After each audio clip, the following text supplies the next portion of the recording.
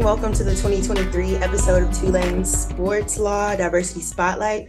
My name is Syndey Williams, and I'm a 2L here at Tulane Law, and I'm joined here with our guest, Demeka Fields. So Demeka graduated in class of 2016 from Tulane Law. She's currently Counsel for Global Sports Marketing and Data Privacy with New Balance, and she previously was Team Counsel for the Minnesota Vikings. In addition to all of these cool things that she does in her spare time, she serves as a part-time sports law advisory board member. And the biggest thing of all, and why we're here this weekend, she also serves on the advisory board for the Black in Sports Business Symposium, which, as I said, we're here in Atlanta, Georgia, and that's how we were able to finally get together in person. Yes. Yeah. So I guess we can just dive into the interview and get to asking some fun questions. As you know, this is a new online feature that highlights diverse Tulane law students and matches them up with prominent alumni that work in the industry. So yeah, my first question would just be, how would you describe what you do to an 8-year-old, like a small kid that doesn't know anything about sports, law, anything, business? How would you describe that? I think that's a really good question that I've never been asked before.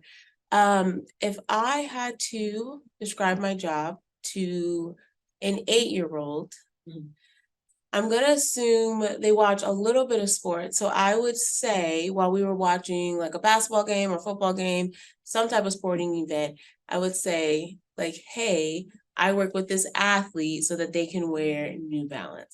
I think that's like really simple, really succinct. They could ask more questions, but it's like, hey, I work with them to create a deal, which I don't know if an 8-year-old would think like, what's a deal? But like, hey, I work with this athlete, I work with his team so that he can wear New Balance and represent us. And so hopefully an 8-year-old would understand that.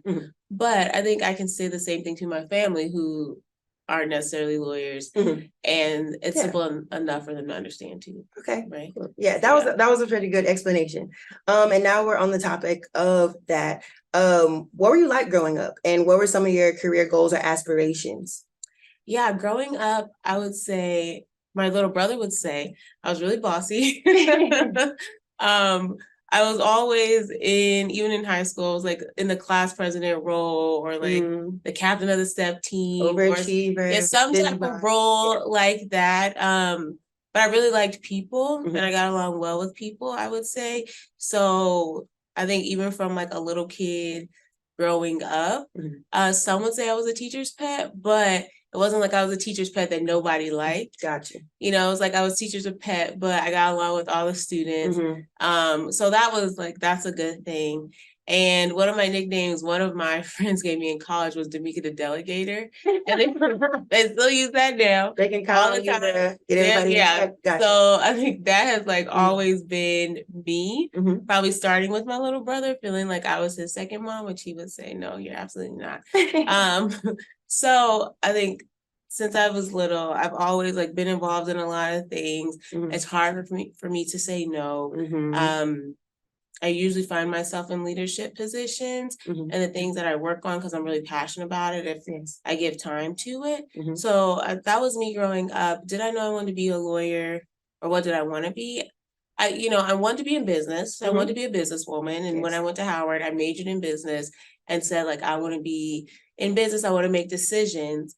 And then at Howard, and then when I was working post-Howard, I think I knew I wanted to be a lawyer and I wanted to work in sports. Gotcha. So, for a while, I knew, like, hopefully this is the career path that I can achieve. And then just really blessed that it happened to work out. Yeah, organically, which is always best. Awesome. I would say, have your career goals evolved at all? Did you initially want to do something more specific and then ended up here? Or did it just kind of, you let the universe take control? Yeah, I think it's a little bit of both. So I always knew I wanted to work for an NFL team. Okay. And so I was just really blessed to get that job immediately out of law school. Even though I had to work my way up, I was still at an NFL team. I do think my end goal has changed. Okay. And I'm still figuring out my end goal, but I know my end goal before was to be like the first Black woman team president. Okay. And so now we already have one, which is great. Kudos to her. I know sometimes I still am like, darn, but kudos to her, but I don't even know if being a team president is the end goal anymore. So like my goals, I think, are always changing. Which the is end goal Mhm. is like always changing. So now I ask myself, like, what do I want the end goal to be? Mhm. And I'm not necessarily sure. So I really focus on like, okay, what's the 5-year plan? Gotcha. What's the 10-year plan? Small Because after steps, yeah. 5 years, I never thought I'd work at a sneaker company as a Mhm. person who didn't wear sneakers. Yeah. And now that I'm a sneaker company, I'm like, the next 5 years, I think will look totally different. Now I've been exposed to more. Okay, so I have 2 follow-ups. Yeah, One is yeah. business related, one is completely not. So I'll ask the unrelated one first. Yes. Are you a sneakerhead now? You know what? I would say I think I'm a mini sneakerhead. Mini, okay. My friends, I think they're trying to help form me into a sneakerhead. My friends at New Balance, my friends that don't work with me, they're trying all the time to like get me more hip to like the new models, the new collabs. So shout out to my people that work at New Balance who like hook me up and make sure I'm hip. And then to my friends I talk with sneakers with all the time, where they're like, okay, yeah, this is the hottest. And I like learn my models and everything. So mini sneakerhead, but not like a professional sneakerhead. Got you. And then my other follow-up is simply hearing you speak. I can tell we kind of have kindred spirits. And I think that type A personality of a law student, all of it have it inherently in us. Like, we don't know how to sit down. We don't know how to say no. And we always feel like the next opportunity is the greatest, like next thing that'll help us get to wherever we're headed. You said you have a 5-year plan, you'll establish a 10-year plan and just kind of make adjustments as you go. But with that, how do you manage to, I guess, still reward yourself and not, because you don't want to feel complacent, but you also want to reward yourself for how far you've come, right? So what moment was the last one you had where you were like, I'm really proud of myself and how far I've come? Or how do you like cope with, I guess, handle your successes and like appreciate them? Yeah, I think that's a good question. I think sometimes it's about slowing down for me. I know a lot of times, like in this field, people are always like, oh my gosh, I can't believe you do what you do. I can't believe, you got to this point. And for me, I'm like, what I do is not that amazing, right? Like, really? It's not that big of a deal. When you came back to Tulane, we were like, oh my God, you had the biggest crowd. I just need you to know that you had the biggest crowd at the Black Law Alumni. It's like, and so for me, I just don't think about it like that. I'm like, oh, I feel like I graduated 2 years ago and it's been like 7 years. So, when I talk to like law students or I talk to people who are trying to get into the industry, that grounds me, which is why I take it seriously, so I try to respond to emails and LinkedIn and everything, because I remember being in this position as a student, trying to make those connections, just wanting someone to reach out to me, having talks that weren't really encouraging and like, no, that person said I couldn't do it, but I'm gonna do it anyway because she's not gonna discourage me or he's not gonna discourage me. So talking to law students, talking to people that want to be in the field, it grounds me a little bit, because then it's like, okay, like you're in a position that people want to be in. And so it's like, okay, we're so used to it. I think you get so used to it because my circle works in the industry. So it's just like everyone I know, a lot of people I know in the industry, like they're successful. And so I think you start to take it for granted. So when I talk to people, it's regular, everybody around you. Oh my gosh, everyone's doing so great. Like I'm not. Which is amazing though. Yeah, and that's what I have to like try to stop myself when I try to talk to my friends. And I'm like, y'all, like, I can't believe we're here. I have really good friends around me who are like, hey, like, do you recognize like that you were able to do this? I'm like, oh yeah, like I'm really blessed. So I really try to think of it as like a blessing, and to stay humble and not to take it for granted. Like, okay, like you got here, this is what you wanted to do. Everyone's not as blessed or as fortunate to like do what they want to do so soon in their careers and then be able to pivot and do something else that they want to do. So you just never want to get lost in that. Gotcha. So really it's like trying, I would say my successes, I try to celebrate. I probably don't celebrate them as much, but to just like appreciate where I am, I do try to stay level-headed and do that. Good. And I guess to put a bow on that topic, would you say that you made that little girl you described proud?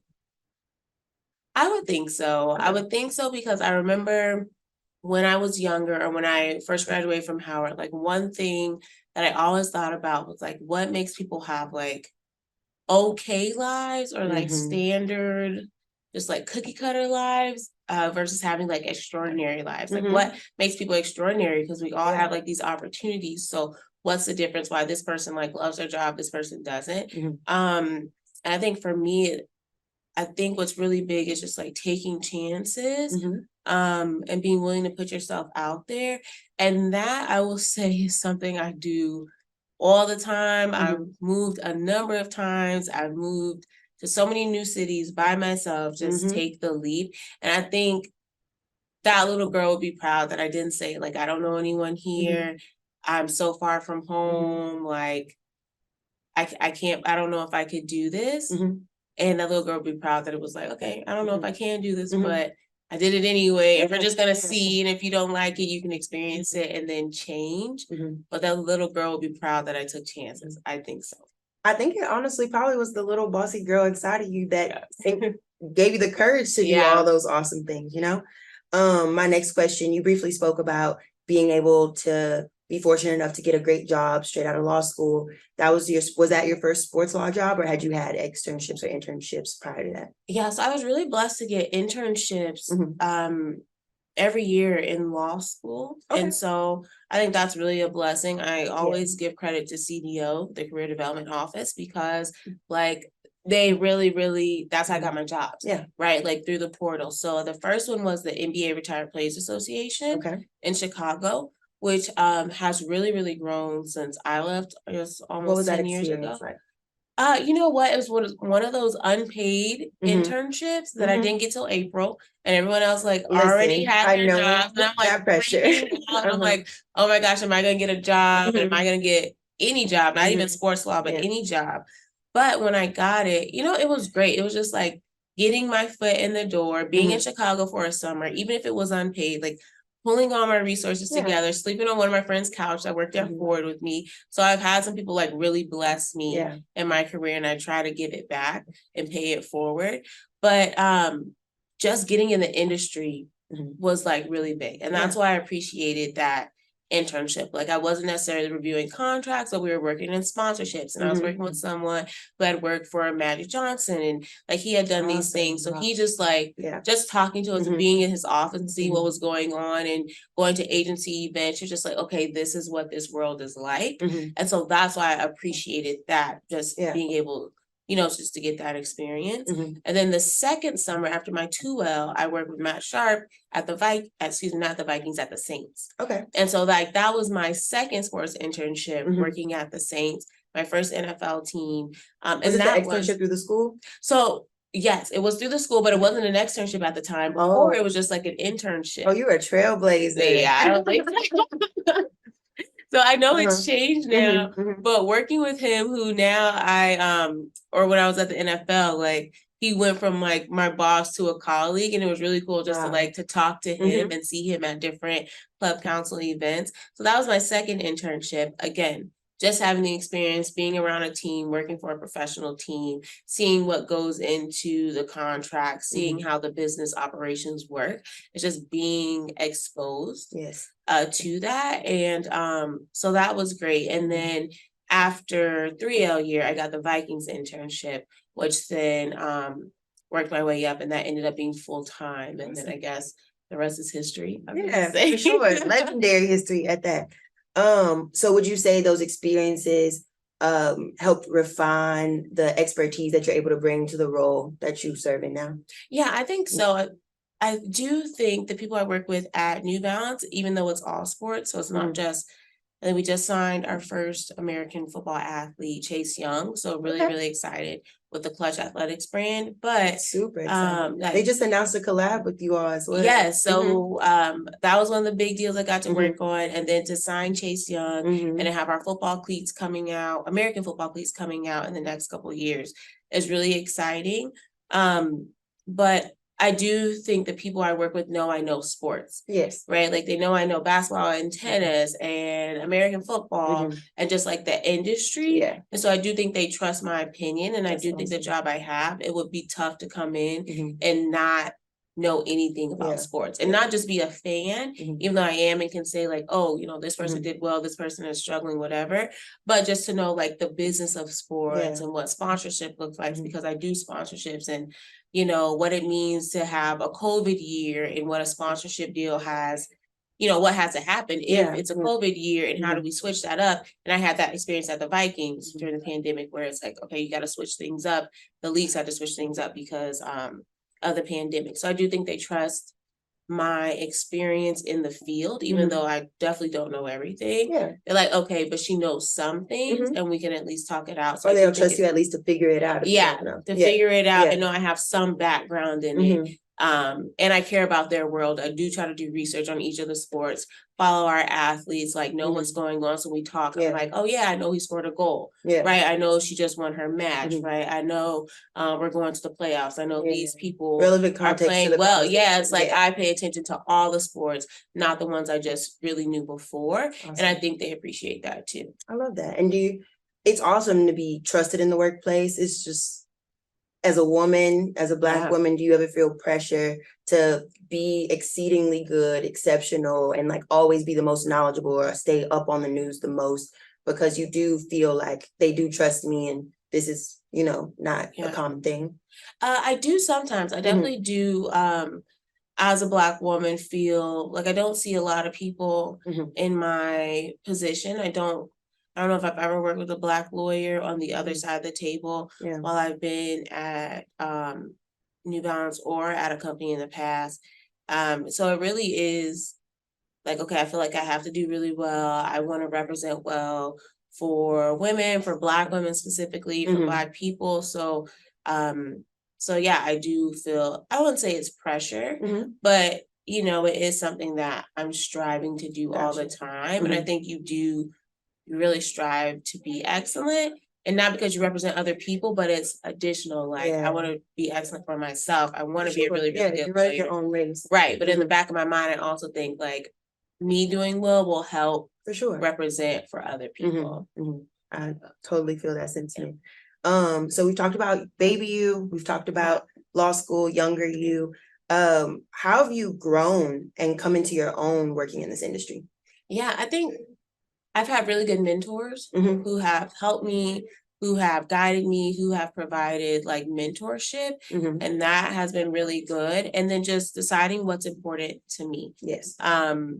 Like I know DE&I is something that's important to me, and it's usually on top of my job, but that's a thing that gives me joy. So it's like, okay, I'm gonna probably always lead the employee or associate resource group, like I do at New Balance, or I'm gonna help DE&I at the Vikings, or I'm gonna run an internship program.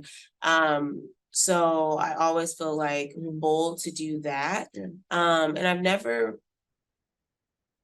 I don't think I've ever felt pressured to be someone else. Like my goal is probably to be like unapologetically Black and an unapologetically Black woman, which I take very, very seriously, because I think it's tough in this world, being quite honest, to be Black and to be a Black woman. Yes. And then to be in this industry is really, really tough. And people are questioning, like, well, are you dating someone? Like, no, like I'm the lawyer. You're on my own merit. And I don't think sometimes like I've been asked a number of just crazy questions. So I think it's really important to like not water myself down, like to wear the loud colors and the designs and the this and the big poofy hair or the braids, and just like represent this is who I am. And I think you can do that and do your job well, and people really care about doing your job well and like continue to grow and learn and get better.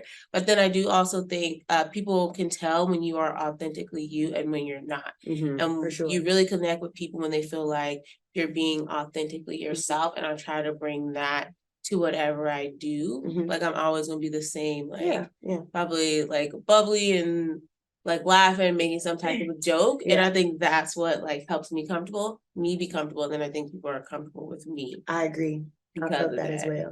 So especially I would say in the legal profession and like in the law school environment, I've noticed conformity is the popular thing to do, like, and so just by waking up and choosing to be yourself, you don't know how much you're standing out and how much people are noticing you in rooms, and people gravitate toward that energy. They want to be with the person that's comfortable laughing, having a good time, able to express themselves and not feel like they're being put in a box.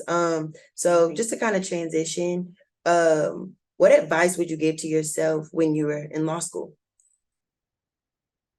the advice I would give to myself in law school, especially for all you law students, is that it will be okay. Okay. Because I think in law school, like we're Please so touch me and stressed tell me out, and like that, it will be please. okay.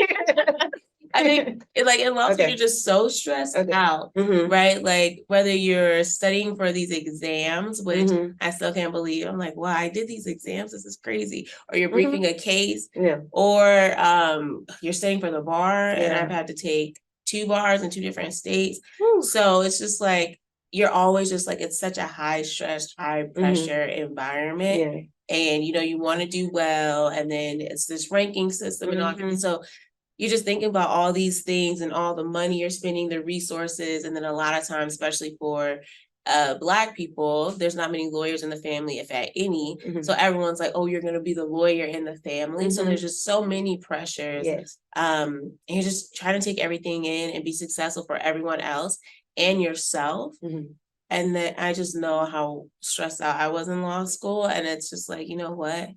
It'll be okay. Yeah. Like Take a deep breath. you like take a woosah is like what I say now all the time. It's just like Mhm. woosah, like it will be okay. So that's what I would say to my law school stuff. Like I'm gonna take your word for it. I it'll may be need to okay, like girl. It'll record be you okay. and play that on repeat when I get to having a panic attack. Okay. But yeah, I appreciate that advice. Let's see. What advice would you give yourself, or no? What's the biggest deal breaker for you in a job? The biggest deal breaker for me now, there's a number of things. I think benefits are important as you start to get older. Mhm. You really start using those doctor visits, right? When you're young and spry, you're like, I don't go to the doctor. I don't need a specialist. And I learned as you get older, like, start going to the doctor more. You Mhm. start needing these specialists. So I Yes. think that's really important Mhm. for a job. But also, diversity is really big for me. Diversity, Mhm. DE&I. And I'm like, Yes. what does your company look like? Mhm. I've asked to speak to a Black woman before at a company. Like, I hear what you're saying, recruiter, but I want to see what someone Yeah. who looks like me. Yeah. I need to get the real. Yeah, I Mhm. need to get the real for sure. Like, Mhm. I need to know how it is to work there. Mhm. I don't want to just scroll on LinkedIn like we all do, people of Yes. color, Black people, when we're looking at a job, like, okay, how many people they got that look like Or me you pull up at the the company? website. Absolutely. Yeah. You're just like counting the people. It's like we Yeah. do that because we know what it is to be in a room and be the Mhm. only. And I typically still am the only, but I want to know I have support within the company, and I want to make sure it's real because everyone Mhm. talks about DE&I, Mhm. right? And it's this big thing and everyone's all into it, especially in the last few years. But it's like, okay, what resources are being put towards it? Is it Yes. even on your company website? Like, what are you all doing? What initiatives are happening? And if that's not a thing, then it's like, I don't know Mhm.